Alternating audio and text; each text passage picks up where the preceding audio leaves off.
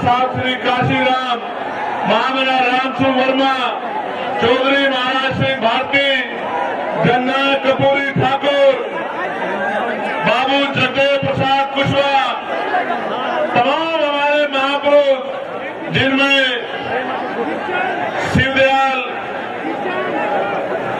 Santram B Prajapati ji, Santu जी लाल जी, महाराजा बिजली पासी जी, मां उदयदेव पासी जी, महाराजा सुहेलदेव जी और जौनपुर के गब्बर कहे जाने वाले अमर शहीद बाके चमार जी को भी मैं आज नमन करता हूं इस महान धरती से। एक ऐसे नायक जिन्होंने आजादी के गदर में 1857 के समय अपनी टीम के जरिए अंग्रेजों के पैर उखाड़ दिए थे, जिनको गब्बर की उपाधि दी गई, जिनके नाम से अंग्रेज कांपते थे, ऐसे अमर शहीद जिनको भुला दिया गया, बाके चमार जी को पुणे याद करता हूं। प्यारे साथियों, आज के कार्यक्रम को सफल बनाने के लिए जो मेहनत की गई है, उनमें हमारे प्रदेश के अध्यक्ष भाई सुनील कुमार चित्तौड़ जी, विनय सागर जी, गोरखनाथ बोध जी, जावेद इकबाल जी, मनोज कुमार यादव जी, अनिल प्रेचा जी, सुनील लंकेश जी, विवेक कुमार राघव जी, बहन सुनीता जी, जियालाल प्रजापति जी, आशुतोष कुमार जी, अजय जी, अरविंद जी, प्रदीप कुमार जी, एके गौतम जी, जितेंद्र भारती जी, भानु भारती जी, रत्नेश जी, भाई राजीव रियाज जी, सुनील पटेल जी, राजेश गौतम जी, मुकेश जी, पवनेश जी, संदीप सोनकर जी, रविकांत जी, विजय आजाद जी, सत्येंद्र गौतम जी, डॉक्टर सुमन जी, साहब सौरभ जी, भाई अनिल कुमार गौतम जी, डॉक्टर संजय वर्मा जी, मुकेश वाल्मीकि जी, सुशील सागर जी, आकिब जफर जी, तनवीर हसन जी, भोला पटेल जी, तबरेज अहमद जी, भाई सरोज जी, तनवीर अंसारी जी और भाई एसपी मानव जी, शैलेंद्र कुमार जी, राजमणि पटेल जी, राकेश सिद्धार्थ जी, हीरालाल जी, अहद भाई, इरशाद भाई, उदय प्रताप जी, डॉक्टर शमशेर जी, इंजीनियर राहुल जी, चंदन सिंघानिया जी, समरजीत पटेल जी, अमन जी, अजय जी, अनिल कुमार जी, 2 मिनट रुक जाओ, 2 मिनट, अच्छी लाल जी, नूर आलम जी, 2 मिनट, नीलेश जी, दीपक जी, आनंद जी, रमेश जी, राजा जी, प्रमोद जी, चंद्रसेन जी का मैं बहुत बहुत धन्यवाद करता हूँ। प्यारे साथियों, मैं अगर आज सबसे ज्यादा किसी का धन्यवाद करना चाहता हूँ तो अपनी मातृशक्ति का करना चाहता हूँ, अपनी माओं का, बहनों का, बच्चियों का, और इसलिए धन्यवाद करना चाहता हूँ इसलिए क्योंकि मैंने आने से पहले एक दादी को देखा जो मोटरसाइकिल पे आई है। मुझे नहीं पता वो कहाँ बैठी है, वो 100 किलोमीटर से आई है, 100 किलोमीटर से मोटरसाइकिल पे। मैंने उन माओं को सुना जो पैदल आ रही थी और उनसे पूछा गया कि आप कहाँ से आई हैं, तो उन्होंने जो बात कही कि हम अपनी बस लेके आए हैं, अपने पैसे से आए हैं, और अंत में उन्होंने कहा कि उनके पास चाय के पैसे भी अब नहीं बचे। इस प्यार का, इस कर्ज का आज मेरे पास कोई जवाब नहीं है, लेकिन अपनी बात को शुरू करते हुए सबसे पहले आपको ये कह रहा हूं, एक अवसर बनने दीजिए। आपके कच्चे घरों की, आपकी गरीबी, बेबसी, परेशानियों के, तकलीफों को संकल्प करके कहता हूं, जिस दिन अवसर बनेगा, 1 साल के अंदर अगर आपके घरों में चिराग नहीं जले, आपके दिल से आशीर्वाद नहीं निकला, आपकी परेशानियां हल नहीं हुई और आपकी आंखों के आंसू नहीं सूखे, आपकी भूख जिनके लिए आज परेशान होना पड़ता वो भूख नहीं खत्म हुई, आपको मान सम्मान का जीवन न मिला, तो राजनीति छोड़ के घर बैठ जाऊंगा। मेरी बात को आप याद रखना। प्यारे साथियों, मैं अपनी बात की शुरुआत करता हूं और सबसे पहले मैं यहाँ के एडमिनिस्ट्रेशन और पुलिस के भाइयों का धन्यवाद करना चाहता हूं। धन्यवाद इसलिए करना चाहता हूं, उन्होंने ऐतिहासिक काम किया है, ऐतिहासिक काम। किसी विधायक की रैली होती है तो भी 8 दिन पहले परमिशन दी जाती है, लेकिन उन्होंने कल रात परमिशन देकर जो उपकार हम पे किया है, मैं विश्वास से कहता हूं कि मैं इन अधिकारियों को कभी नहीं भूलूंगा। मेरी बात को आप याद रखें। आप जानिए, जिसके लिए सुबह उठने से लेकर शाम तक भाई साहब, प्रदेश का कोई जिला, देश का कोई जिला ऐसा नहीं है जहां से वीडियो जारी करके, मैसेज भेज के ये नहीं कहा जाता कि हम इसको कल का सूरज नहीं देखने देंगे। उसके लिए कल रात को परमिशन आपने दी, मैं आपका आभारी हूं। आपको क्या लगता है, आपको क्या लगता है कि इस तरह की चीजों से आप चंद्रशेखर आजाद के प्रति जो प्यार लोगों के दिल में उसको कम कर सकते हैं? नहीं, ये गलतफहमी है आपकी। आप अगर आज सुबह भी परमिशन देते और ये टेंट भी नहीं लगता, एक कुर्सी पे खड़े होकर भाषण देकर अपने लोगों को कह के जाता कि याद रखना मेरी बात को।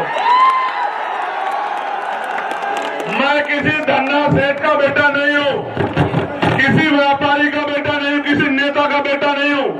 एक प्राइमरी स्कूल के हेडमास्टर का बेटा हूं। संस्कार है मेरे अंदर, मैं गरीबों का दर्द जानता हूं। और फिर कह रहा हूं, एक बार पैदा होता आदमी, एक बार मरता है। ना मैं दोबारा पैदा हो सकता हूं, ना मैं 2 बार मर सकता हूं। एक दिन मुझे भी जाना है, लेकिन अगर जब तक जीवन है मैं इनके हक अधिकारों के लिए लड़ता रहूंगा। इस बात को शासन, प्रशासन और सरकार भी याद रखे। मेरी बात को याद रखना। आप मेरी बात को सुनो। मेरा बस चले तो एक शब्द ना कहूं और ऐसे ही चला जाऊं, लेकिन जब आया हूं तो अपनी बात कहना चाहता हूं, क्योंकि गर्मी इतनी है। मेरे ऊपर तो टेंट लगा है, लेकिन मेरी माए बहनें, मेरे भाई, मेरे बच्चे, मेरे छोटे नौजवान साथी, बड़े बुजुर्ग गर्मी में है, पसीना आ रहा है।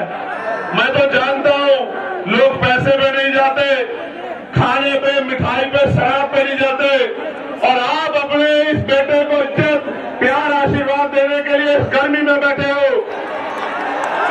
नहीं है मेरे पास आज आपको देने के लिए बहुत कुछ नहीं है, लेकिन इस मंच से कह रहा हूं, मेरे खून का कतरा कतरा भी अगर आपके लिए बह जाएगा तो उफ नहीं कहूंगा। मेरी बात को आप याद रखना। प्यारे साथियों, मैं कुछ समय इस गर्मी का आपका लूंगा, क्योंकि बहुत महत्वपूर्ण बात आपसे करनी है और आपने भी अपना काम छोड़ा है। एक एक पैसा इकट्ठा करके आपने इस रैली को सफल बनाने का प्रयास किया। प्यारे साथियों, मैं अपनी बात को शुरू करते हुए सबसे पहले भदोही के लाल धीरज कुमार गुप्त जी को आदरांजलि अर्पित करता हूं।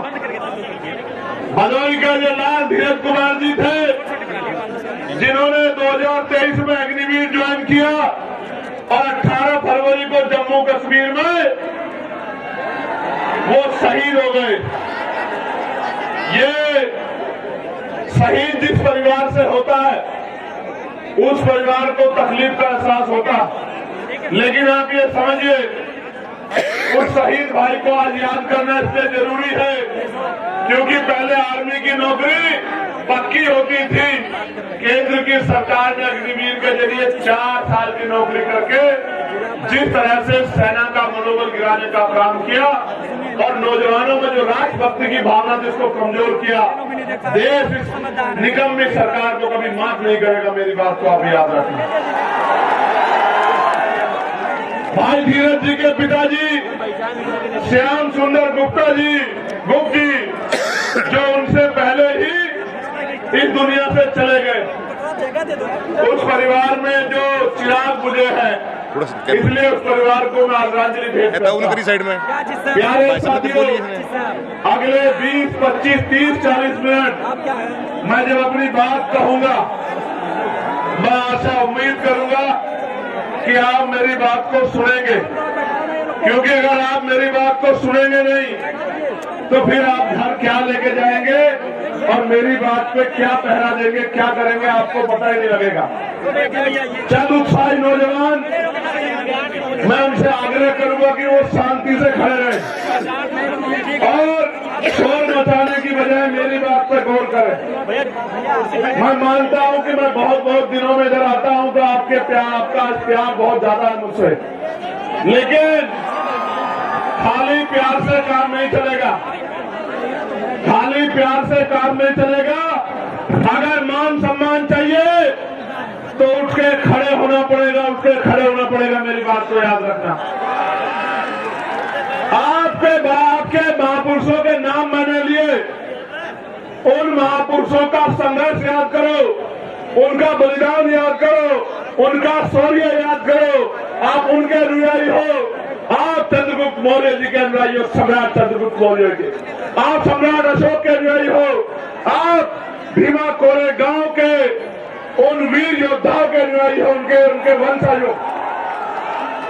आप अपनी ताकत को भूल बैठे हो और जिस दिन आप उठकर खड़े हो गए और आपने फैसला ले लिया, मैं लिख के देता हूं कि सामंतवाद की जड़ें उस दिन जो है कमजोर हो जाएंगी, सामंतवाद का झंडा उस दिन धरती में लग जाएगा। मेरी बात को आप याद रखें।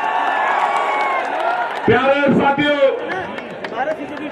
आज मैं यहाँ बहुत बातें कहने आया था, लेकिन आज मैं यहाँ चुनावी भाषण पे बात नहीं करूंगा।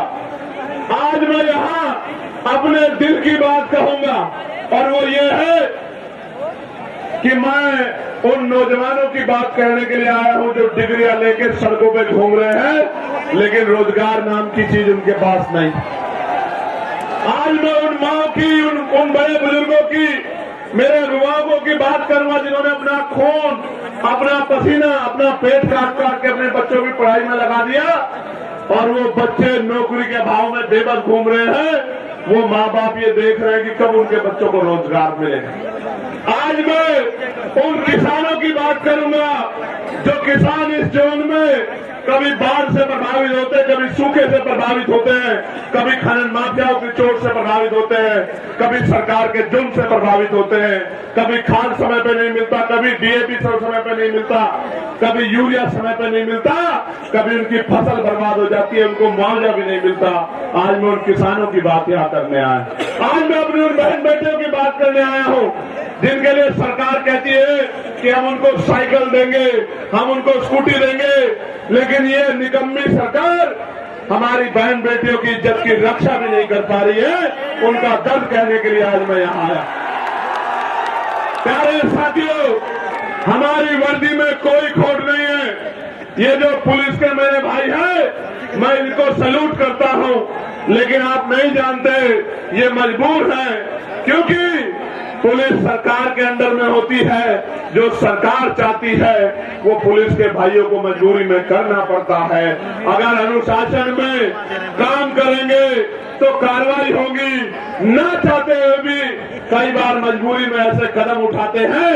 इसका एक उदाहरण मैंने आपको बता दिया कि रात लेट नाइट परमिशन दे रहे हैं, अगले दिन कार्यक्रम है, टेंट कैसे लगेगा, कार्यक्रम कैसे होगा, इससे एहसास होता है कि पुलिस कितनी मजबूर है।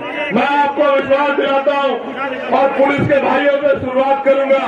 एक अवसर बनने दो आजाद समाज पार्टी काशीराम को 8 घंटे की ड्यूटी आपकी करके दिखाएंगे। मेरी बात को आप याद रखें। सप्ताह में एक दिन छुट्टी दिला के रहेंगे, आपको याद रखना।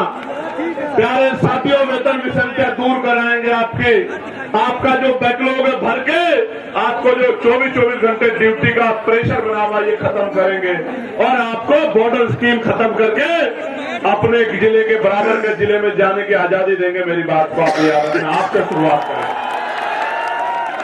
प्यारे साथियों, अभी शिक्षा मित्रों को मैं बधाई देता हूं, लेकिन बधाई अधूरी है, क्योंकि मैं तो शिक्षा मित्रों का वेतन 25,000 से पार चाहता था, लेकिन हमारे अथक प्रयास के बाद सरकार ने लगभग 18,000 रुपए की घोषणा की है।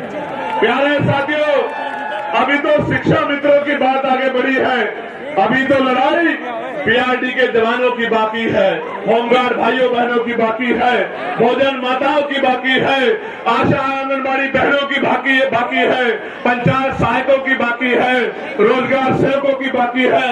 जब तक इनके मानदेय वेतन में वृद्धि नहीं होती और इनको कम से कम 20-20 हजार रुपए का रोजगार नहीं मिलता, तब तक हम लोग रुकने वाले नहीं, सरकार को मजबूर करके छोड़ेंगे। इस सरकार को मजबूर करके छोड़ेंगे कि जिनसे काम लेते हो उनको कम से कम इज्जत का वेतन देने का काम करो। और सिर्फ यही लड़ाई खत्म नहीं होगी जब तक ग्रामीण क्षेत्रों में महिलाओं को सम्मानपूर्वक रोजगार नहीं मिलेगा, तब तक ये लड़ाई पूरी नहीं हो सकती। मेरी बात को आप याद रखना।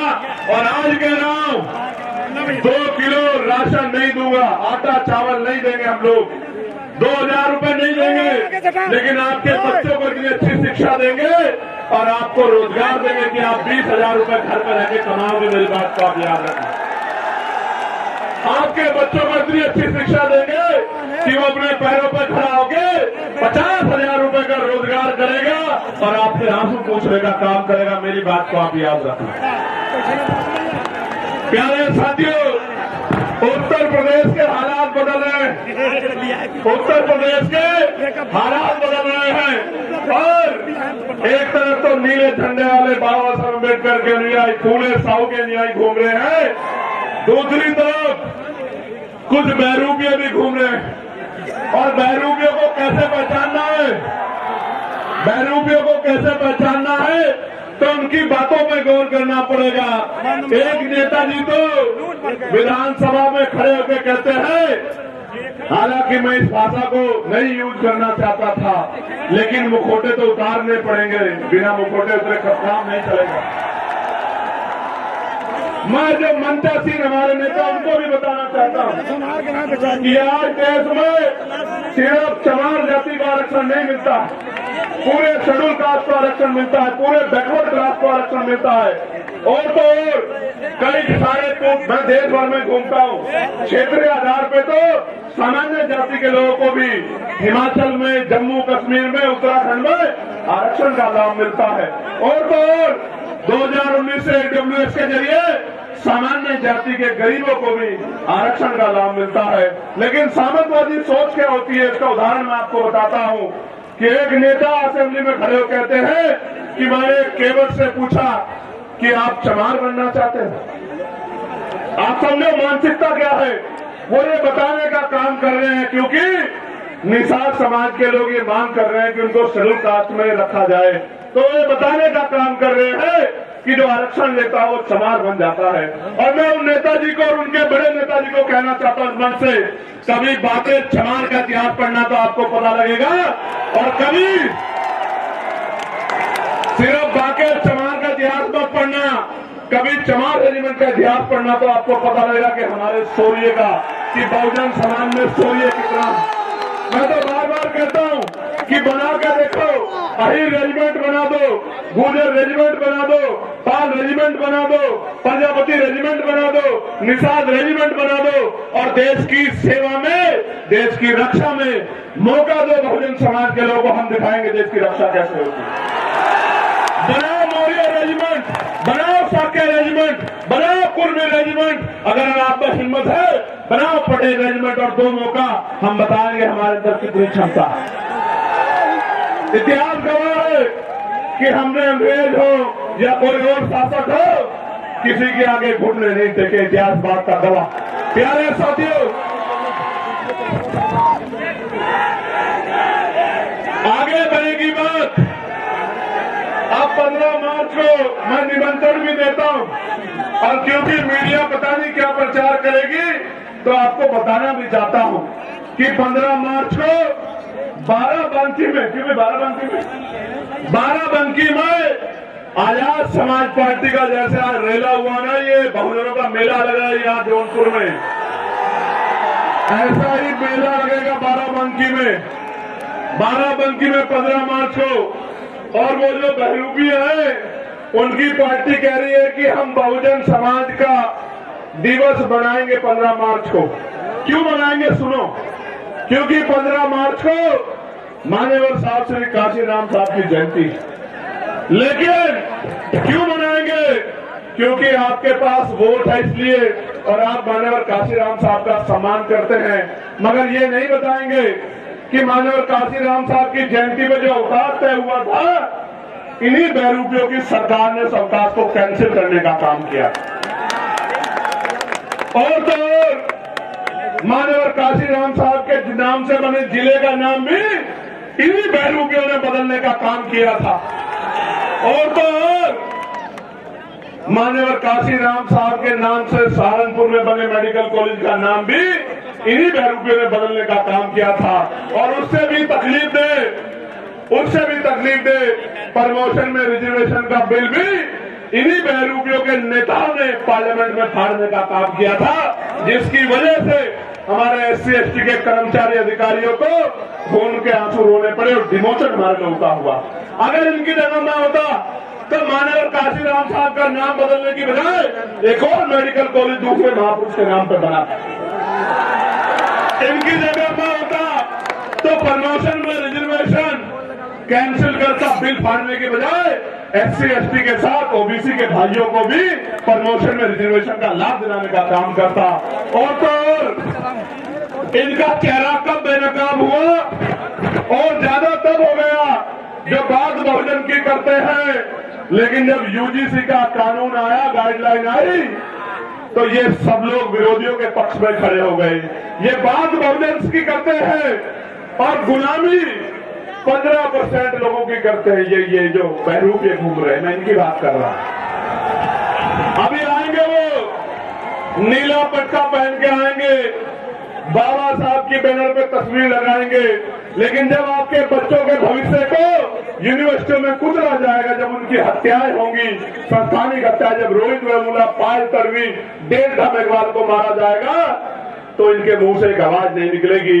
तब ये गुलामों की तरह अपने मालिकों का साथ देंगे, अपने बहुजन गरीब समाज का साथ नहीं देंगे। प्यारे साथियों, आपको भी कमर कसनी है कि अपने बच्चों की हत्या नहीं होने देनी है। और मैं आज इस मंच से कहना चाहता हूं कि UGC की गाइडलाइन तो लागू होकर रहेगी, उनको कोई रोक नहीं सकता। मेरी बात का ध्यान, क्योंकि मैं कल ही एक भारतीय जनता पार्टी के वर्तमान सांसद को सुन रहा था और बहुत सही बात कह रहे थे। वो ये कह रहे थे क्योंकि उनको एहसास है कि अगर SC/ST OBC का विरोध करेंगे तो MP MLA भी नहीं बन पाएंगे ये लोग। 15% से कोई MP MLA नहीं बन सकता है। मैं आपको कह रहा हूं, जो आपके अधिकारों का विरोध करे उसके लिए नारा मेरा याद रखना कि ना तो नोट उनको देना और ना वोट उनको देना जो आपके अधिकारों का विरोध करते हैं, आपके बच्चों का विरोध करते हैं। अपना नोट भी उसको देना और अपना वोट भी उसको देना जो आपके लिए सीना तान के खड़ा है, गोली की परवाह नहीं करता, जेल की परवाह नहीं करता, मुकदमे की परवाह नहीं करता, जो आपके आंसुओं पे अपना खून बहाने को तैयार है। आपको भी तैयार होना पड़ेगा उसको शक्ति देने के लिए, वरना फिर बहुत बड़ा नुकसान हो जाएगा। मेरी बात को आप याद रखें। प्यारे साथियों, हमने तय किया है कि हम सबसे बड़ा बदलाव ये करेंगे, जब हम पे अवसर बनेंगे आजाद समाज पार्टी के लोगों पे, तो हम सबसे बड़ा बदलाव ये करेंगे कि हम नई शिक्षा नीति लागू करेंगे। अब वो नई शिक्षा नीति क्या होगी? वो नई शिक्षा नीति ये होगी कि चाहे चीफ सेक्रेटरी हो या मुख्यमंत्री हो, चाहे मंत्री हो या संतरी हो, चाहे सांसद हो या विधायक हो, चाहे चेयरमैन हो या जिला पंचायत का अध्यक्ष हो, गांव के सरपंच और पंचायत के मेंबर से लेके और मुख्यमंत्री तक के बच्चों को और डीजीपी चीफ सेक्रेटरी से लेके पंचायत के सेक्रेटरी के, डीएम एसएसपी के, सीओ दरोगा जी के, एडीएम एसडीएम के, कानून तहसीलदार के, सबके बच्चों को, आईजी डीआईजी कमिश्नर एडिशनल के बच्चों को सरकारी स्कूल में पढ़ाने का काम करेंगे। मेरी बात को आप याद रखें। अच्छा, आप सोचोगे इससे बदलाव क्या हो जाएगा? मैं आपको बताता हूं इससे बदलाव क्या होगा। इससे बदलाव ये होगा कि जब उनके बच्चों के हितों की बात आएगी तो सरकारी स्कूल की व्यवस्था ऐसी होगी कि वहां 5 स्टार होटल भी आपको कमजोर महसूस होगा, उसके सामने खोखला साबित होगा। क्योंकि जब एक स्कूल में एक ही टेबल पे जिलाधिकारी का, एसएसपी का और किसान मजदूरों का, हम गरीबों का बच्चा बैठेगा तो टीचर भी टाइम पे आएगा, कमरे भी अच्छे होंगे, साफ सफाई भी होगी और पढ़ाई भी अच्छी होगी। तभी जाके गरीबों के हिस्से में जो है अच्छी जिंदगी के सपने शुरू होंगे। प्यारे साथियों, हम हेल्थ पॉलिसी में बदलाव करेंगे। हम तय करेंगे कि जितने भी लोग कानून बना रहे हैं या जो कानून को लागू करा रहे हैं, उन सबका और उनके बच्चों का इलाज सरकारी अस्पताल में हो बीमार होने के बाद। जिस दिन ये होगा आप देखना, मशीनें भी अच्छी होंगी, एक्सरा भी वही होगा, सारे टेस्ट भी वही होंगे और दवाइयां भी वही मिलेंगी, बिल्डिंग भी अच्छी होगी, सुविधाएं भी होंगी। तो गरीब की जेब पर जो डाका पड़ रहा है इलाज के कारण, ये डाका नहीं पड़ेगा। मेरी बात को आप याद रखना। प्यारे साथियों, हम कानून व्यवस्था को इतना मजबूत करेंगे कि किसी की हिम्मत नहीं होगी किसी गरीब की बेटी की तरफ, उसके बेटे की तरफ, उसकी जमीन की तरफ, उसकी पत्नी बहनों की तरफ आंख उठाने की। मेरी बात को आप याद। और जो गुंडागर्दी करेगा उसको ऐसा सबक सिखाएगी पुलिस कि दोबारा पीढ़ी में भी कोई गुंडागर्दी करने वाला माफिया नहीं पैदा होगा। मेरी बात को आप याद रखें। प्यारे साथियों, ये जो केंद्र और राज्य की डबल इंजन की गुंडागर्दी की सरकार चल रही है, इस गुंडागर्दी की सरकार को सबक सिखाने का समय आ गया। मेरे भाइयों, मैं आपसे आग्रह करना चाहता हूं कि इस गुंडागर्दी का जवाब हमें वोट की ताकत से देना। अभी वीरभानपुर में क्या हुआ? वीरभानपुर में क्या हुआ? सत्ता को खुश करने के लिए पुलिस के लोगों ने मेरी मां बहनों के ऊपर लाठियां चलाने का काम किया। पूरे गांव में कितनी मारपीट की आपको पता। मैं इनको समझाता हूं कि भाई ऐसा काम मत करो। शराब के नशे में जाके आप गांव में अराजकता करोगे और जनता आपसे विरोध नहीं करेगी तो ऐसा नहीं हो सकता। इसलिए मैं इस घटना का संज्ञान लूंगा और जो अन्याय वहां हुआ है लोकसभा में, अब 9 तारीख से जब लोकसभा चलेगी, उस अन्याय को देश के प्रधानमंत्री के सामने दिखाने का काम करूंगा। उनको बताऊंगा कि उनकी सरकार किस तरह की गुंडागर्दी उत्तर प्रदेश में कर रही है गरीबों के साथ। थोड़ा सोना सारी ये जो धर्म की बात करती है, महापुरुषों के सम्मान की, भारतीय जनता पार्टी की डबल इंजन की गुंडागर्दी वाली सरकार मां अहिल्याबाई होलकर का कितना अपमान किया, उनकी मूर्तियां तोड़ तोड़ के जो है वो फैला दी और जो नौजवान संघर्ष करने गया उनको लाठियों से पीट के जेल में बंद कर दिया। इतनी गुंडागर्दी कर रही है सरकार। प्यारे साथियों, काशी द्वार बनाया जा रहा है बनारस में, एयरपोर्ट के पास 16 ग्राम सभा की जमीन को बिना मुआवजे के छीनने का काम कर रहे हैं। सरकार का काम लोगों को घर देना होता है, जमीन देनी होती है, जमीन छीननी नहीं होती। लेकिन उत्तर प्रदेश की गुंडागर्दी करने वाली सरकार जबरन लोगों की जमीनें छीनने का काम कर रही है। प्रयागराज के फूलपुर के चकिनौता मुकुंदपुर गांव में जबरन जमीन अधिग्रहण की जा रही है और किसान आंदोलन कर रहा है। और किसान तो ये भी कह रहा है जान दे देंगे लेकिन जमीन नहीं देंगे। आप ये देखो किस तरह से किसानों को, मजदूरों को नोचने का काम ये सरकार कर रही है। प्यारे साथियों, फतेहपुर जिले में मनरेगा कर्मियों को 6 माह से मानदेय नहीं मिल रहा है, क्योंकि नया जी राम जी कानून लाके इन्होंने 40% पैसा सरकार को, राज्य सरकार को देने कहा है, और राज्य सरकार पूर्ण कर्जे में है। उत्तर प्रदेश के हर व्यक्ति पे लगभग 30-35 हजार रुपए का कर्ज है इनकी गलत नीतियों की वजह से। आज तो हालात ऐसे हैं, दुकान मंडी, दाल मंडी में जो दुकानें तोड़ी जा रही है, लगभग 100 दुकानें ऐसी जिनका मुआवजा इस सरकार ने अभी तक नहीं दिया। मिर्जापुर में बाढ़ और सूखे की मार से जनता परेशान है, लेकिन सरकार की आंखें नहीं खुल रही है। और गाजीपुर में गंगा कटान और बाढ़ की समस्या से किसान और आम आदमी परेशान है, उनको फसलों का दाम भी नहीं मिल रहा है और सरकार सोई बैठी है। जनपद चंदौली में जो लाइफलाइन कही जाती है, लेफरकरमनासा मुख्य नहर, उसकी इतनी हालत खराब है कि किसान सिंचाई के लिए भी परेशान है। प्यारे साथियों, हमने तय किया है कि अब इस गुंडागर्दी की सरकार को उत्तर प्रदेश से खदार फेंकना है, और खदेड़ फेंकना ही नहीं है, इनकी हालत ऐसी करनी है कि दोबारा जनता के साथ अन्याय करने के बारे में ये सोच भी ना पाए। प्यारे साथियों, और इसके लिए आपको मुझे कमर कसनी पड़ेगी, आपको मुझे हिम्मत दिखानी पड़ेगी, आपको मुझे ताकत बनानी पड़ेगी।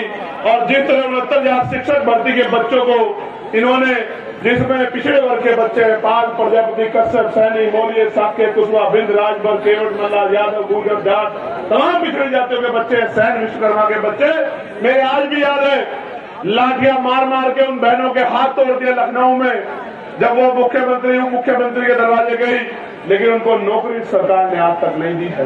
मैं पूछना चाहता हूं, जो सरकार गरीबों के बच्चों की नौकरी छीनने काम करती है, वो क्या गरीबों की जैसी हो सकती है क्या? मैं आपको याद दिलाना चाहता हूं, कपसाड़ में क्या हुआ मेरठ में, आपने देखा था नहीं देखा था बताओ? जब मैं उस मां को न्याय दिलाने के लिए और अपनी बहन बेटी जिसको उठा ले गए थे गुंडे, उसको बरामद कराने के लिए दौड़ रहा सड़कों पे, आपने देखा था नहीं देखा था? क्यों दौड़ना पड़ रहा था मुझे? क्योंकि ये सरकार हमारे बच्चों को न्याय नहीं दिलाना चाहती। और हालत ऐसी है कि मीडिया को भी नहीं, जो मीडिया जिसको लोकतंत्र का चौथा स्तंभ कहा जाता है, अघोषित इमरजेंसी चल रही है उत्तर प्रदेश में, हमारी मीडिया के भाइयों को भी पीड़ित परिवार से बात नहीं करने देते, उनके साथ भी गुंडागर्दी करते। ये आलम हो गया उत्तर प्रदेश में। अब 2 ही रास्ते हैं, क्या तो हम इस गुलामी को सहे, या फिर हम इस गुलामी की बेड़ियों को जड़ से उखाड़ सके। आप बताओ तैयार हो या नहीं हो? बताओ, बताओ तैयार हो या नहीं हो? वो जो ऊपर बैठे हाथ उठा के बताओ तैयार हो या नहीं हो? वो जो वहां छत पे चढ़े हुए हैं उनसे पूछना चाहता हूं तैयार हो या नहीं हो? बताओ। प्यारे साथियों, गौर करो, अब आप जब गांव में जाओगे तो क्या बताओगे कि भैया क्या करेंगे, भैया का साथ क्यों देना है, आजाद समाज पार्टी को वोट क्यों देनी है, आजाद समाज पार्टी का मंडल क्यों जिताना है, आजाद समाज पार्टी का जिला पंचायत सदस्य क्यों जिताना है, आजाद समाज पार्टी का प्रधान और क्षेत्र पंचायत सदस्य क्यों जिताना, मैं आपको बताता हूं। मैं बताता हूं क्यों जिताना है।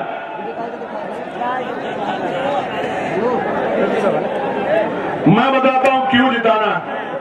अगर आपको 15% अतिरिक्त आरक्षण चाहिए पिछड़े वर्ग के लोगों को, अति पिछड़े समाज को, मौर्य जी यहां बैठे, प्रजापति जी यहां बैठे, बिल्कुल साफ कह रहा हूं,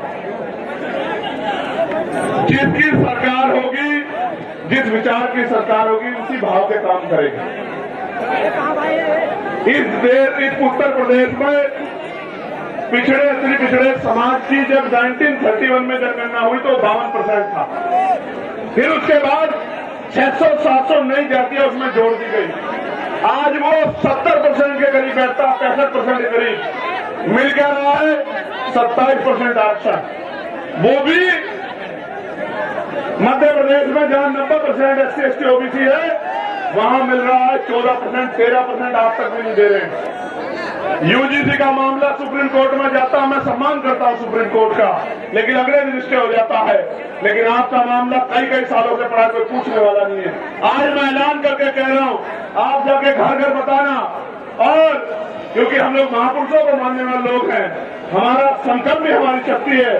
जिस तरह केंद्र की सरकार ने 10% आरक्षण 3 दिन के अंदर सामान्य जाति के गरीब भाइयों को दिया था बिना आंकड़ा जुटाए, 15% आरक्षण पिछड़ी अति पिछड़ी वर्ग के भाइयों को 27% से अलग आजाद समाज पार्टी काशीराम दिलाने का काम करेगी। मेरी बात को आप याद रखें। जो अति पिछड़ी जातियां हैं 100 नौकरी आएगी तो 15 नौकरी आपके परिवारों में उस तरह पहुंचेगी जिनमें आपके हिस्से को कोई दूसरा नहीं ले पाएगा, और बाकी आपकी हिम्मत पे है। आप पढ़े लिखे आपके बच्चे जनरल मेरिट या पिछड़े मेरिट में भी जाएंगे तो उसमें भी आपकी नौकरियों का संरक्षण करने का काम हम लोग करेंगे। मेरी बात को आप याद। प्यारे साथियों, जातिगत गणना में ओबीसी का अगर कॉलम जुड़वाना है, ओबीसी की गणना करानी है, ये पता करना है कि ट्रैक्टर किसके पास है, ट्रॉली किसके पास है, बस किसके पास है, 4 पहिया गाड़ी किसके पास है, 2 पहिया गाड़ी किसके पास है, किसके अकाउंट में कितने पैसे हैं, किसके पास कितना बिजनेस है, किसके पास क्या व्यापार है, किसके पास कौन शिक्षित है, किसके पास जमीन, अगर जानकारी करनी है तो जनगणना करानी ही पड़ेगी और आर्थिक आंकड़े भी उसके जारी करने ही पड़ेंगे। ये तभी संभव होगा जब आजाद समाज पार्टी काशीराम के मेंबर असेंबली में और पार्लियामेंट में खड़े होंगे, तभी संभव होगा, इसके अलावा कोई रास्ता नहीं। प्यारे साथियों, अगर प्रमोशन में रिजर्वेशन SC ST OBC के कर्मचारियों को दिलाना, उनके हितों की रक्षा करनी है तो आपको आजाद समाज पार्टी काशीराम को ताकत देनी पड़ेगी। अगर आपको निजी क्षेत्रों में आरक्षण लागू कराना है, अपने बच्चों की हिस्सेदारी सुनिश्चित करनी है भेदभाव वाले समाज में, तो आजाद समाज पार्टी काशीराम को आपको वोट देनी, क्योंकि आजाद समाज पार्टी काशीराम का इकलौता सांसद ही वहां UGC के गाइडलाइन के समर्थन में सड़क और संसद में लड़ रहा था, दिल्ली जंतर मंतर में लड़ रहा था, बाकी तो आंख छिपा छिपा के इधर उधर घूम रहे थे। प्यारे साथियों, जो दुख तकलीफों में आपके नहीं हुए वो कल सत्ता में के अहंकार में आपके क्या हो जाएंगे, इस बात को आपको समझना पड़ेगा। इसलिए मैं आपसे कह रहा हूं कि आजाद समाज पार्टी को अगर आप कामयाब करेंगे, ताकत देंगे, तो फिर आपकी ताकत मजबूत होती जाएगी। गौर से सुनो मेरे प्यारे साथियों, अब बदलाव की घड़ी आ चुकी है। इस घड़ी का मैं भी इंतजार कर रहा हूं और आपको भी इंतजार है।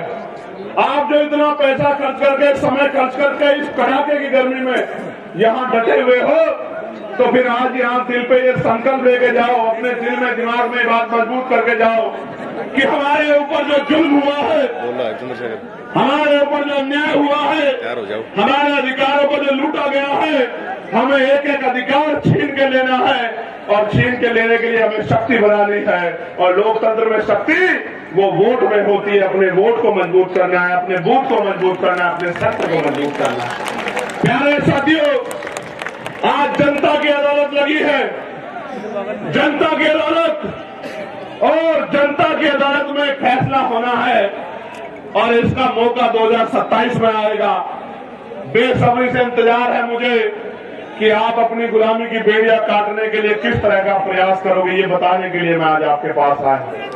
प्यारे साथियों, मेरी बात पे गौर करो। कब तक बेबसी, लाचारी, गरीबी, बीमारी, परेशानियों की जिंदगी जियोगे?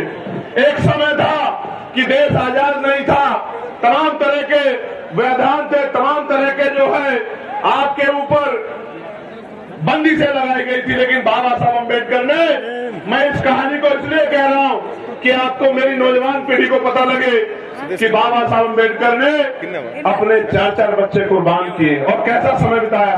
गौर से सुनो, ये जो अगली 10 मिनट है, ये आपके दिल पे ऐसी छाप छोड़ेगी कि आपको पता लगेगा बाबा साहब ने हमारे लिए क्या किया है। प्यारे साथियों, इस देश में जिसके पास वोट का अधिकार नहीं है वो किसी संवैधानिक पद पे नहीं जा सकता है। मेरी बात को आप याद रखना। सिर्फ संवैधानिक पद पे नहीं जा सकता है, उसकी सुनवाई भी कहीं नहीं होगी। इस देश में 1917 से पहले 3% लोग वोट का अधिकार रखते थे। कितने परसेंट लोग? जोर से बताओ। 3%। जोर से बताओ। 3% लोग। फिर मॉन्टेगो चेनफोर्ड सुधार समिति बनी, उसने कुछ नए प्रावधान जोड़े, अमेंडमेंट किया, कि वोट का अधिकार बढ़ना चाहिए, तो फिर नए लोगों को वोट का अधिकार मिला। किनको? जो पढ़े लिखे हैं बहुत, किनको? जो बहुत पैसे वाले हैं, किनको? जो जमींदार हैं, किनको? जो लगान देते हैं, किनको? जो व्यापारी हैं। और आप गरीब समाज उसमें नहीं था। फिर 15% लोगों को वोट का अधिकार हो गया। और आपको जान के बड़ा अचरज होगा कि जो आज आपके मसीहा बनते हैं धर्म के नाम पे, जो नारा लगाते हैं हिंदू हिंदू भाई भाई, जो नारा लगाते हैं जात पात की करो विदाई, एक आदमी नहीं था कि दलित पिछड़ों आदिवासियों को वोट का अधिकार मिल जाए। मैं आपको बताना चाहता हूं कि 1919 से पहले गरीब दलित पिछड़ी महिलाओं को तो छोड़ दीजिए, आदिवासी महिलाओं को छोड़ दीजिए, सामान्य जाति की एक भी महिला को वोट देने का अधिकार भारत के अंदर नहीं। उन 15% वोटर में एक भी दलित पिछड़ा आदिवासी नहीं था। 1928 में मैं अपने नेताओं को भी बता रहा हूं कि वो भी गौर से सुने। 1928 में बाबा साहब अम्बेडकर ने बहिष्कार धिक्कारणी महासभा के उसके बैनर तले मेमोरेंडम दिया ब्रिटिश काउंसिल को और कहा कि ये लोकतंत्र नहीं है, ये तो धनतंत्र है, पूंजीपतियों का, मनुवादियों का, सामंतवादियों का गठजोड़ है। आज भी हमारे लोगों को वोट का अधिकार नहीं है। आपको भारत के हालात का नहीं पता है। जब पूरी बात मेमोरेंडम में कही, उस मेमोरेंडम की जांच करने के लिए साइमन कमीशन भारत आया। जब साइमन कमीशन ने यहाँ की हिस्ट्री को देखा, यहाँ के हालात को देखा, यहाँ के लोगों से बात की, तो फिर 3 गोलमेज सम्मेलन हुए। उन 3 गोलमेज सम्मेलन में बाबा साहब अम्बेडकर ने हम लोगों का प्रतिनिधित्व किया और बाबा साहब अम्बेडकर को कम्युनल अवार्ड मिला। जब बाबा साहब को कम्युनल अवार्ड मिला तो गांधी जी ने येरावता जेल में आंदोलन कर दिया और फिर 24 सितंबर 1932 में पूना पैक्ट हुआ, हमारे अधिकार छीन लिए गए। बाबा साहब ने तो ये कहा कि मैं एक फल लेकर आया था अपने गरीब समाज के लिए, इन मनुवादियों ने उस फल को छीन लिया, उसके छिलके मेरे मुंह पे मार दिए, जिसको आरक्षण का ताना दिया जाता है। मैं आपको बताना चाहता हूं मेरे भाइयों, यहाँ पहुंची मेरी माँ, मेरे बच्चों, मेरे नौजवान बहादुर योद्धाओं, मेरे विभाग को बाबा साहब अम्बेडकर के तक प्रयासों से भारत पहला ऐसा देश है जिसमें हर व्यक्ति को, बालिग व्यक्ति को वोट का अधिकार मिला, सारी महिलाओं को वोट का अधिकार मिला, सार्वभौमिक मताधिकार लागू हुआ। अमेरिका नहीं कर पाया आजादी के समय, संविधान लागू होने के समय ब्रिटेन नहीं कर पाया, यूरोप नहीं कर पाया, रूस नहीं कर पाया। ये अगर सामाजिक न्याय का चरित्र किसी में था तो आपके महापुरुषों में था, फूले में था, साहू में था, पेरियार में था, प्यारेलाल यादव में था, बाबू जगदेव प्रसाद कुशवाहा, जननायक कपूर ठाकुर में था और बाबा साहब अम्बेडकर जैसे महान पुरुषों में था, जिसकी बदौलत इस देश में कमजोर वर्गों के लोगों की इज्जत बनी। आज भी आप जाके देखो, जिस बस्ती में वोट नहीं है, न वहां बिजली है, न पानी है, न सड़क है, न रोजगार है, न साफ सफाई है, जानवरों से पूरा जीवन। बिहार के लोग जाके देखो मूसार, आपको पता लग जाएगा, अपने बॉर्डर पे जाके देखो, आपको पता लग जाएगा। इसलिए मैं आपको कहना चाहता हूं, मेरी इस बात को सुनना और अपने दिल पे हाथ रख के बताना कि जब 18 मार्च 1956 को बाबा साहब अम्बेडकर आगरा में सभा करते हुए कह रहे थे कि मैं बड़ी मुश्किल से तमाम तरह के अपमान सह के, आरोप सह के, अन्याय जुल्म सह के इस कारवा को वहां से यहां तक लेके आ पाया हूं। अगर आप इसको आगे नहीं बढ़ा सकते तो इसको पीछे मत जाने देना। मेरे बच्चों रोते हुए कह रहे थे बाबा साहब, हमसे रो रहे थे बाबा साहब, और आपको मुझसे कह रहे थे कि मेरे बच्चों इस कारवा को पीछे मत जाने देना। और बाबा साहब ये कह रहे थे, गौर से सुनो नौजवानों, मेरे जिगर के टुकड़ों, गौर से सुनो। बाबा साहब कह रहे थे कि जब मैं अपने चारों तरफ देखता हूं, एक भी नौजवान ऐसा दिखाई नहीं देता जो इस आंदोलन रूपी तंबू का बंबू बन के इस आंदोलन को आगे बढ़ा सके। बाबा साहब कह रहे थे जैसे एक बंबू के ऊपर बहुत टेंटों का बोझ होता है, इस तरह से मैं बहुत सारे बोझ को झेल रहा हूं। मैं बूढ़ा हो चला हूं, शांति से मरना चाहता हूं, लेकिन एक भी नौजवान मेरे आंदोलन को आगे बढ़ाने के लिए खड़ा नहीं हो रहा है। और आज मैं गौरवान्वित हूं कि ये लाखों का समंदर और इसमें नौजवानों का ये सारा इनकलाब इस बात की गवाही दे रहा है कि हमने बाबा साहब के दर्द को मान लिया। हमने बाबा साहब अम्बेडकर के दर्द को मान लिया है और हमने बाबा साहब के अधूरे सपने को पूरा करने का मन में ठान लिया है। अब इस लड़ाई को कोई नहीं रोक सकता, क्योंकि कहा गया है कि संघर्षों के साय में घनघोर जवानी पलती है और इतिहास उधर झुक जाता है, रिसोर जवानी चलती है। साथियों, गौर से सुनो, गुलामी किसे कहते हैं? गुलामी ये है कि जब आप हार मान जाओ, गिरना गुलामी नहीं होता, फेल होना गुलामी नहीं होता, लेकिन जब आपके अंदर ये बात बैठ जाए कि आप जीत नहीं सकते, उसको गुलामी कहते हैं। 4 दिन पहले बदायूं में एक नौजवान 3 मुस्लिम बुजुर्गों, 2 मुस्लिम बुजुर्गों एक नौजवान को पीट रहा था। वो 3 लोग चाहते तो उसका बंदर बना देते पीट पीट के, लेकिन गुलामी इस बात को कहते हैं कि वो 3 लोग हिम्मत नहीं जुटा पाए और बिना किसी अपराध के पिटते रहे, बेइज्जत हो रहे, इसको गुलामी कहते हैं। आज क्या आजाद उत्तर प्रदेश में किसी को कहीं से पकड़ो, कहीं गोली मारो और कहीं दिखाओ और कोई मुकदमा लगाओ, क्योंकि वो मुसलमान है तो कोई पूछने वाला नहीं है, वो यादव है तो कोई पूछने वाला नहीं है, वो कुर्मी है तो पार प्रजापति कश्यप है तो कोई पूछने वाला नहीं है, वो निषाद है तो कोई पूछने वाला नहीं है, फांसी है तो कोई पूछने वाला नहीं, गोली मारो और जेल दे। मदरसे पे कब्जा, मस्जिद पे कब्जा, खानगाह पे कब्जा, कोई पूछने वाला नहीं है। पुलिस की मौजूदगी में फतेहपुर के मकबरे पे जाके तोड़ फोड़ कर दी गई, कुछ कहने वाला नहीं। क्यों? क्योंकि सबको डर लगता है कि कहीं ये भीड़ आपकी जान ना ले ले। और एक बहुत बड़े महापुरुष ने कहा था कि कुछ लोग सिर्फ इस वजह से नहीं लड़े कहीं वो मर ना जाए, जबकि सच ये है कि एक दिन सबको मरना है। जिस दिन मौत आएगी कोई बचा नहीं पाएगा, कोई रोक नहीं पाएगा। इसलिए मैं आपको कहना चाहता हूं और मैं आपसे पूछना चाहता हूं, क्या आप यहां से जाके काम करोगे नहीं करोगे? बताओ मुझे, क्या करना आपको पता है नहीं पता है? मैं आपको बताता हूं क्या करना। आज जब मैं अपनी बात को कह के यहां से जाऊंगा तो मेरे बाद पैसे वाले लोग, आवाज आ रही है? आवाज, हाथ खड़ा करना, अब नीचे करो। जब मैं अपनी बात करके आज यहां से जाऊंगा, मेरे बाद पैसे वाले सक्रिय हो जाएंगे, आपके घरों पे आएंगे, चुनाव का समय आएगा, कहेंगे पैसा ले लो, साड़ी ले लो, मिठाई ले लो, शराब ले लो। चंद्रशेखर आजाद के चक्कर में मत पड़ो। चंद्रशेखर आप बहुत दूर रहता है, आपको यही रहना है। मैं आपको वचन देके कहता हूं, अगर आपकी तरफ आंख उठेगी तो आंख उठाने वाला चैन से सो नहीं पाएगा। मेरी बात को आप याद रखें। चंद्रशेखर आजाद आपसे दूर नहीं रहता। उनको बता दो कि चंद्रशेखर आजाद आपके दिलों में रहता है। उसको पैसे निकाल नहीं सकते हो। एक दिन के लिए नहीं दिया वोट। बाबा साहब अम्बेडकर ने कहा है और माननीय काशीराम साहब ने कि वोट का अधिकार गुलामी से मुक्ति के लिए दिया है, बिकने के लिए नहीं दिया है। और वोट की रक्षा ऐसे करनी है जैसे बहन बेटे की रक्षा करते हैं। मैं आपको कहना चाहता हूं मेरे लोगों, बिल्कुल मत घबराना, आने वाला समय आपका है। मेरी बात को आप याद रखना। करना क्या है? करना यह है कि यहां से जाके मुझसे वादा करो कि मैं अपने बूथ को तैयार करूंगा, हर बहुजन समाज के व्यक्ति के घर जाऊंगा, हर घर में जाके अपनी नीतियां बताऊंगा, अपनी पार्टी का एजेंडा बताऊंगा, भाईचारा बनाऊंगा और एक एक वोट आजाद समाज पार्टी के समर्थन में तैयार करने का काम करूंगा। बताओ करोगे नहीं करोगे? करोगे नहीं करोगे? बताओ।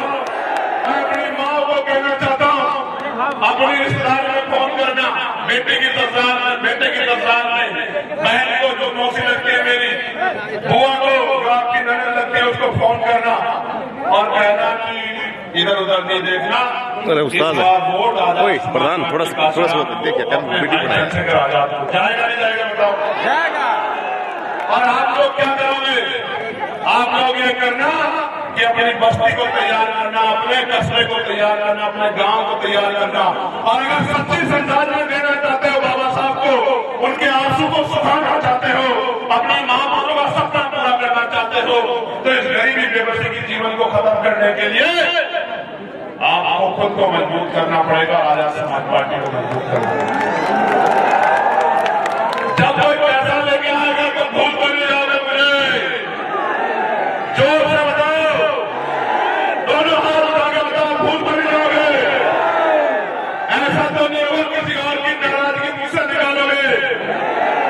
पक्का?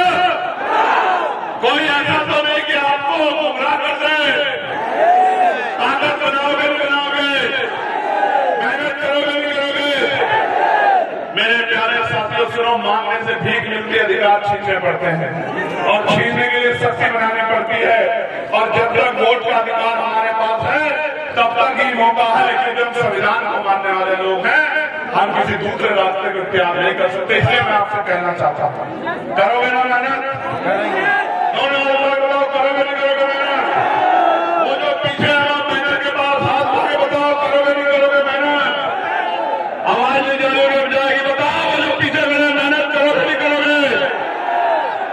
ये बताओ, इस गरीबी के जीवन में खुश हो क्या? इसको बदलना चाहते हो ना? तो पहले खुद को बदलना पड़ेगा। तैयार हो नहीं हो?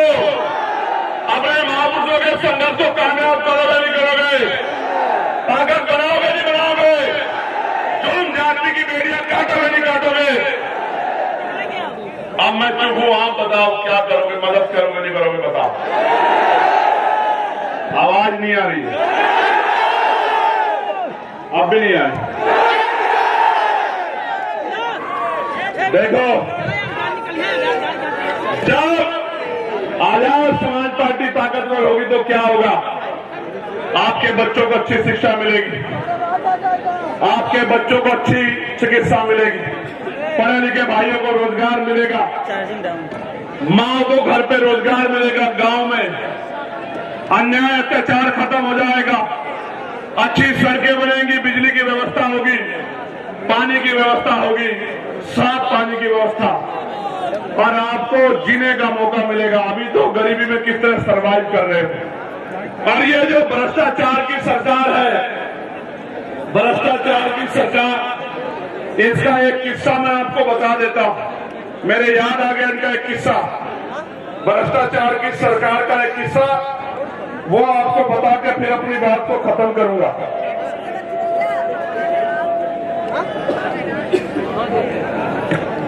हापुड़ एक जिला है पश्चिमी उत्तर प्रदेश में, वहां 517 गरीब जोड़ों की शादी का कार्यक्रम था। 75 लाख रुपए में टेंडर दिया गया ठेकेदार साहब को, लेकिन जब बाराती आए तो जो टेंट लगा हुआ था वो फटा हुआ था, और जब बाराती खाना खाने गए तो खाना इतना सड़ा हुआ था कि उसको आदमी तो छोड़ो, जानवर भी ना खाएं। ये योजना नहीं ला रहे हैं, ये योजनाओं के जरिए अपने पेट को भरने का काम करें, गरीबों के हक की मेहनत की कमाई को छीन के ये लूटने का काम कर रहे हैं। इस भ्रष्टाचारी सरकार को हमको 2027 में जवाब देना है, अपनी ताकत बना के। भ्रष्टाचार रोकोगे नहीं रोकोगे? पक्का? तो मैं आपका सबका बहुत बहुत धन्यवाद करता हूं और आपसे अपील करता हूं कि आज से आप काम में जुट जाना। अगर आशा बहनें, आंगनबाड़ी बहनें, भोजन माता, पंचायत सहायक, रोजगार सेवक, पीआरडी के जवान, होमगार्ड भाइयों के लिए अगर उनके वेतन में वृद्धि करानी है, अपने पढ़े लिखे बच्चों के लिए रोजगार चाहिए, अपने क्षेत्रों में विकास कराना है, और ये जो पेपरों में पेपर लीक होते हैं, भर्तियों में घोटाले होते हैं, बंद कराने हैं, निष्पक्ष भर्तियां करानी है, तो फिर कमर कस देना, आज से जाके मेहनत करने का काम करना। करोगे नहीं करोगे?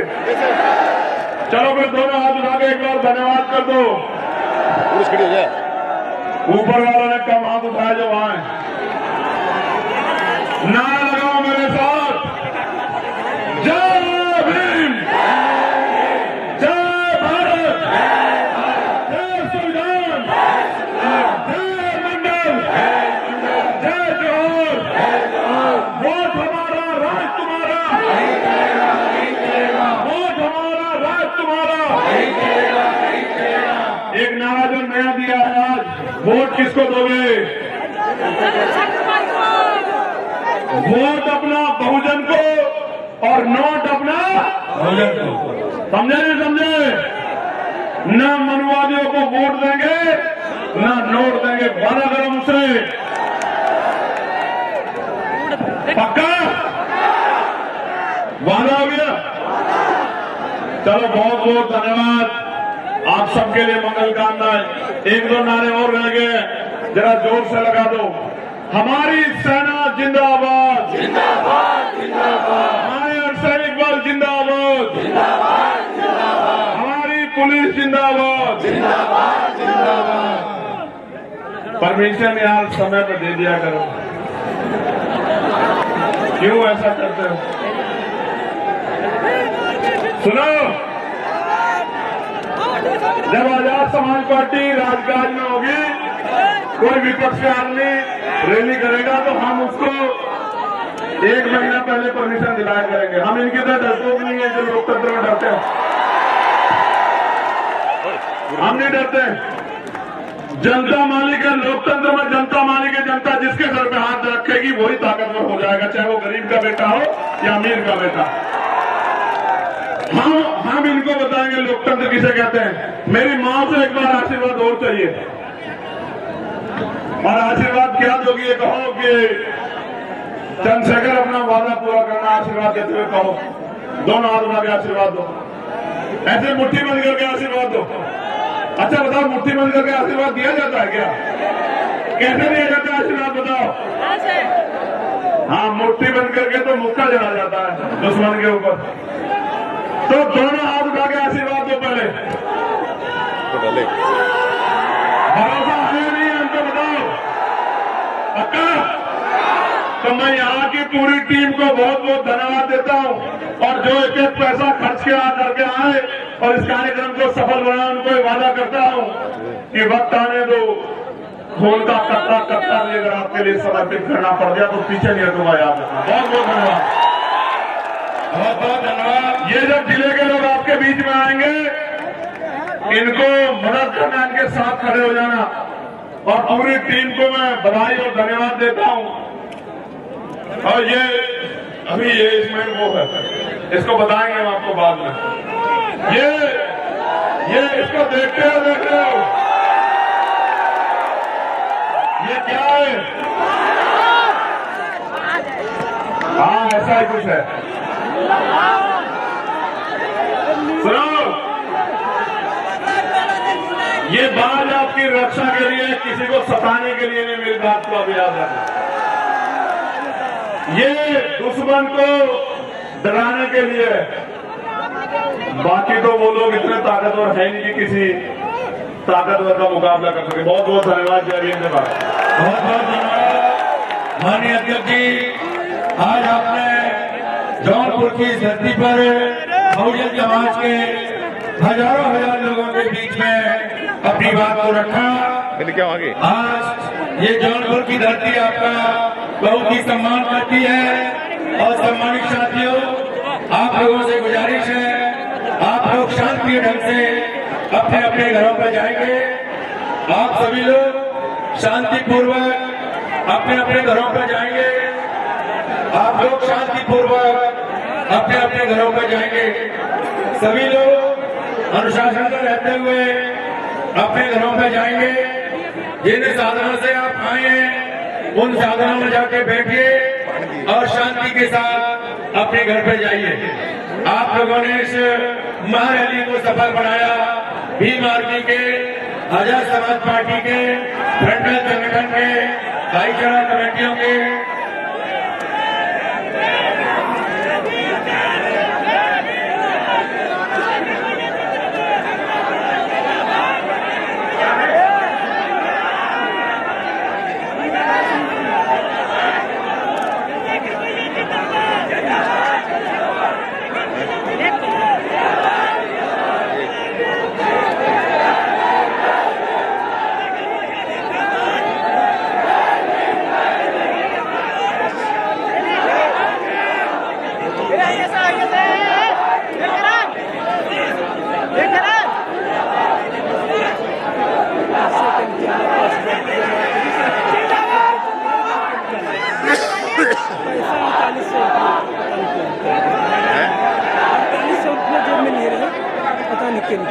अच्छा, ध्यान करना था, इच्छा नहीं था ना। अरे ये वैसे मोबाइल निकाला, बात कर रहे थे तब से देखो हेलो।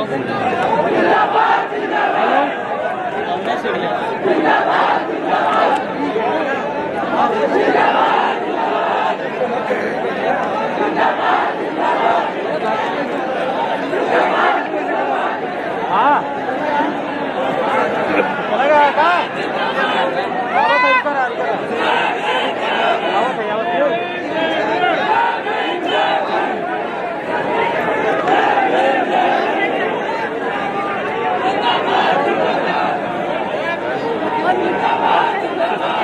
तैयार किया गया है लग रहा है कि यहाँ ठीक है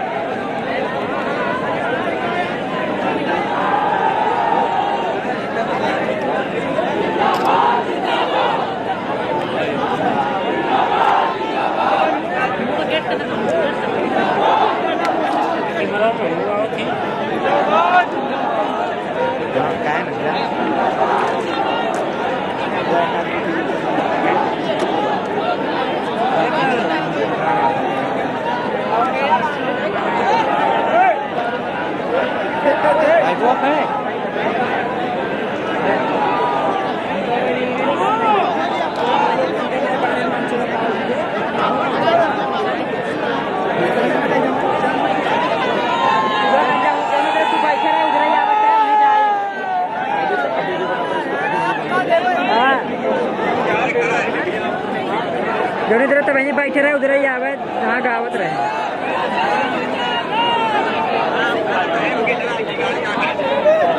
स्पीकर वाला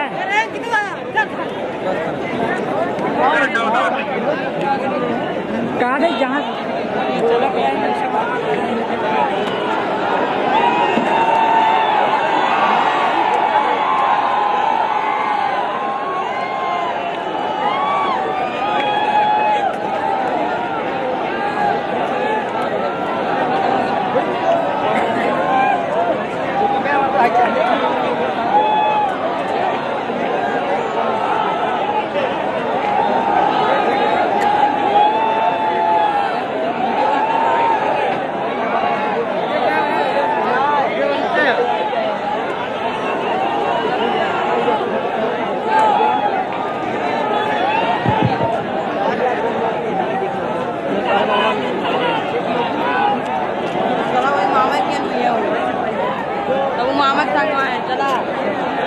हेलो क्या ये देखो यार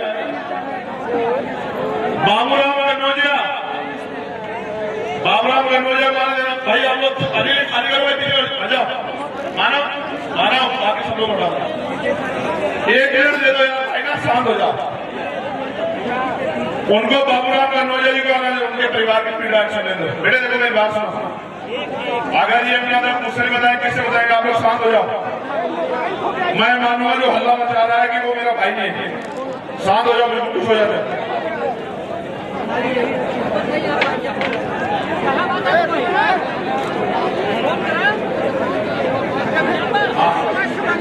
बेटे कागज कहाँ है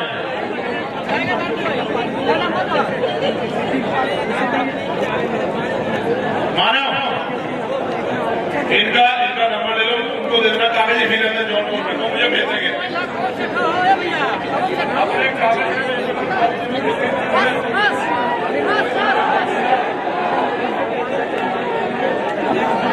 वॉलंटियर फोर्स के साथियों, ऐसा मत करना। ये जो वॉलंटियर फोर्स के साथी हैं, मैं इनके काम की सराहना करता हूँ। इन्होंने बहुत अच्छा काम किया। मैं इनका दिल से धन्यवाद करता हूँ वॉलंटियर फोर्स के हमारे भाइयों का। अभी डटे रहो, डटे रहो। ये घर ले जाओ घर। सुनो मानो, जो एप्लीकेशन चाहिए वो अपने पास रख लो, बाकी मुझे दे दो। और अभी रास्ते में दे देना अगर तुम्हें बचा है। ये कहाँ है हमारे पीटीआई वाले साथी? कोई सवाल है आपका? क्या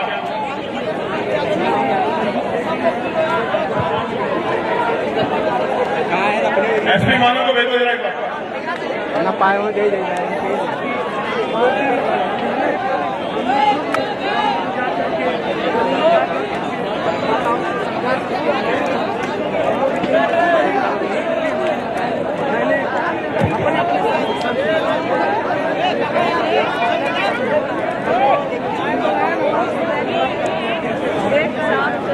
क्या लगा आपने कमेंट करेगा आज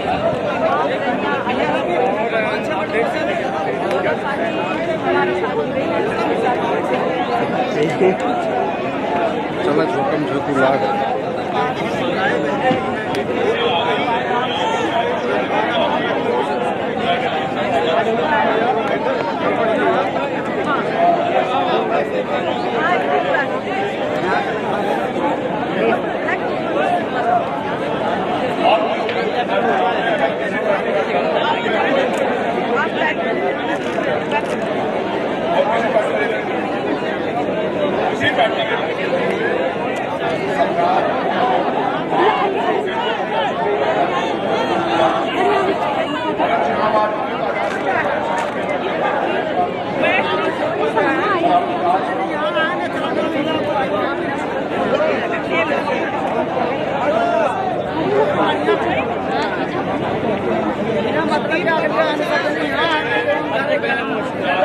पोर्ट्रेट करना है, सिर्फ फोटो नॉर्मल है।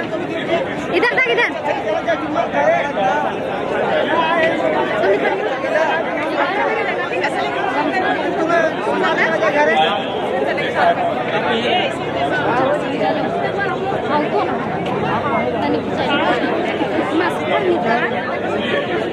निकल भी नहीं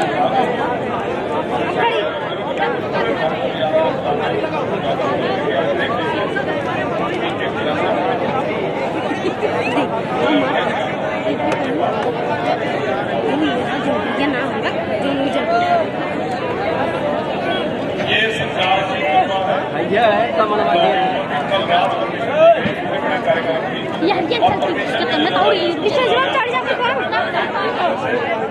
ये प्रोग्राम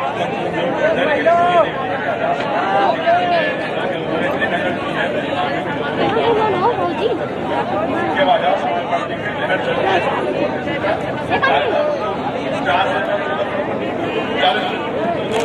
परमिशन एक जनता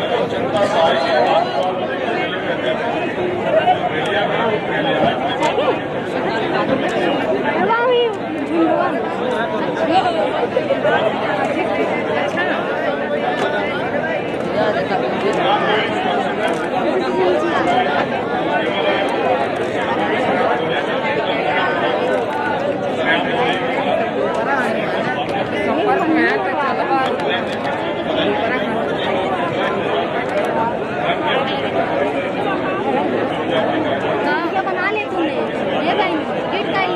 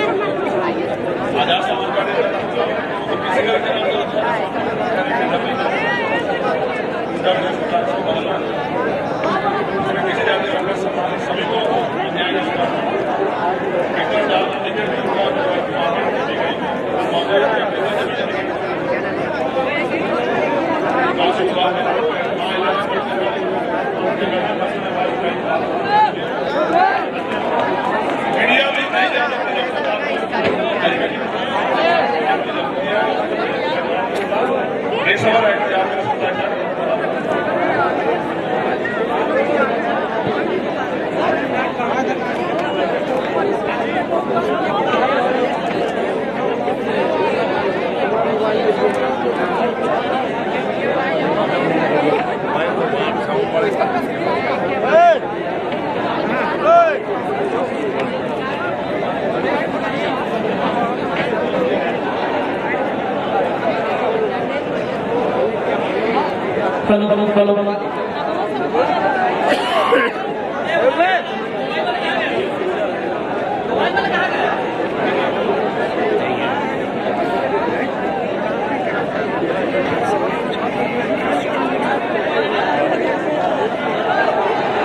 एक भाई का मोबाइल खो गया है, एक भाई का वीवो मोबाइल खो गया है। अगर कोई साथी के पास पाए हो तो यहाँ पर लाकर उसको उपलब्ध करवा दें।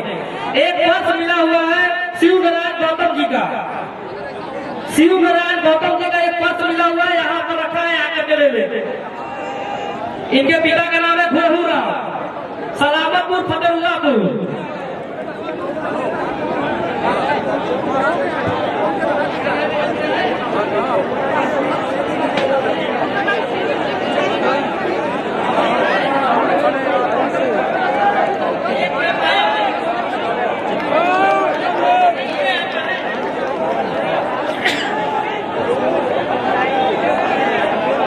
एक साथी का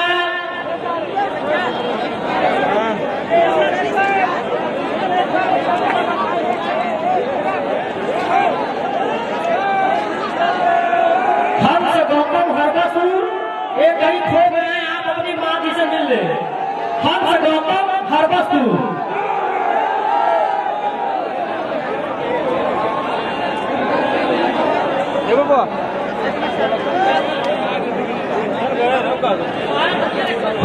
अमर बहादुर गौतम जी का मोबाइल खो गया है। जिस भी सामान आपके पास मिलता है वो उसका सामान कमेटी पर जमा करवा देंगे।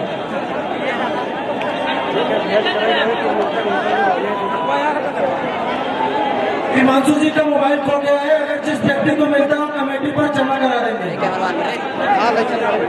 शिवनारायण गौतम जी अगर हमारी बात सुन रहे हैं तो आप अपना पर्स आकर के ले ले, जिसमें आपका Aadhaar card, PAN card, voter ID और ड्राइविंग लाइसेंस पड़ा हुआ है। आकाश जी का मोबाइल खो गया है, अगर जिस व्यक्ति को मिले अखंड प्रताप जी का फोन गुम हो गया है, अगर जिस व्यक्ति को मिले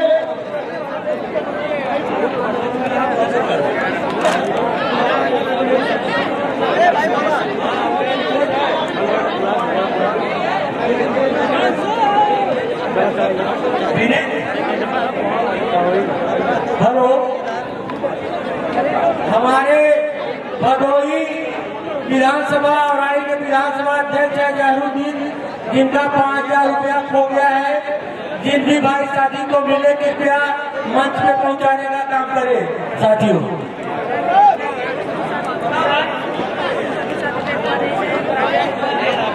अमित कुमार भाई का पर्स खो गया है, अगर जिस साथी के पास हो मंच पर लाकर उपलब्ध करवा दे। अगर कोई साथी पाए हो तो लाकर उपलब्ध करा दे। अखंड प्रताप जी का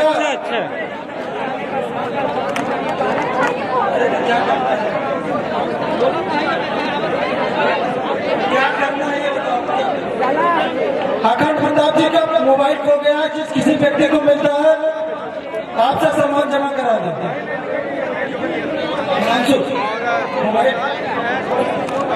हिमांशु पकड़ी जी का फोन गुम हो गया है, जिस किसी व्यक्ति को मिलता है जमा करा देते हैं।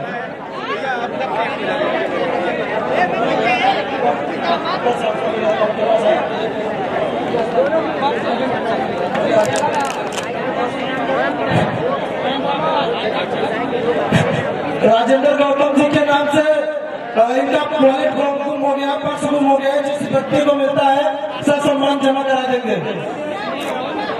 नितिन यादव जी का भी पर्स गुम हो गया है, जिस किसी व्यक्ति को मिलता है, जिस किसी व्यक्ति को नितिन यादव का वॉलेट मिलता है आप कमेटी पर जमा कराने का काम करें प्लीज। वीरेंद्र कुमार भारती जी का पर्स गायब हो गया है, प्लीज जिस व्यक्ति को मिले धर्मेंद्र कुमार के साथ उनके दो बच्चे आए थे। आप तत्काल मंच पर आकर के उनके दोनों बच्चे जो हैं उनसे संपर्क करेंगे, इंतजार कर रहे हैं।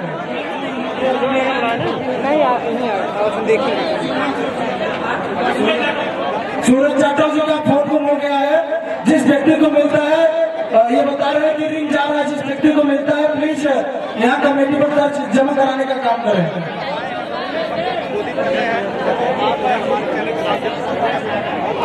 सागर गौतम जी का भी फोन गुम हो गया है। जिस किसी साथी को मिले कमेटी में दर्ज कराने का काम करें। ऐसे जिन महानुभावों को जो भी चीजें अगर मिलती है तो प्लीज यहाँ कमेटी पर दर्ज कराने का काम करते रहे।